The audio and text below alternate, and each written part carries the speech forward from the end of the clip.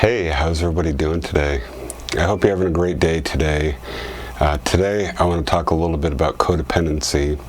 And if you're not familiar with what codependency is, essentially codependency is relying on other people for our happiness.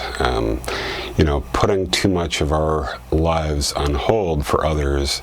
And this can have a really negative effect in a lot of our relationships. This can be with a romantic partner, it can be with, family or even friends. A lot of us tend to do some of these codependent things and don't necessarily realize it. One of the things that I specifically want to talk about is that putting our lives on hold for others.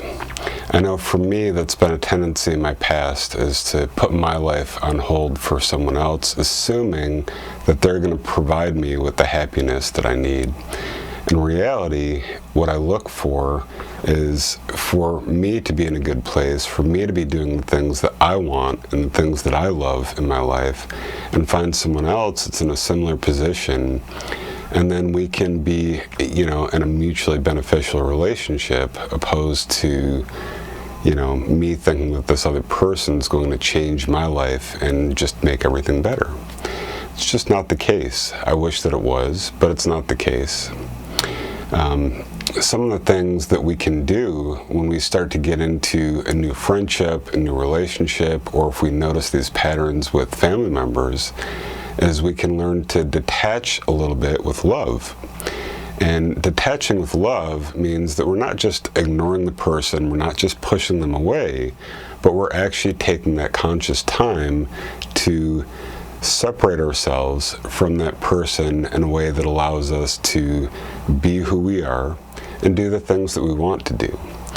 So for me, one of the things that I like to do is I like to take that time, no matter what the situation, to look at myself, do a little bit of a daily inventory or assessment, and look at how I went through my day, look at how I interacted with others, look at, did I take away from things that I needed to do to support this codependent behavior. And sometimes I've done that, other times I've not done that. That doesn't mean that you can't spend time with these people. That doesn't mean that you can't do things for these people.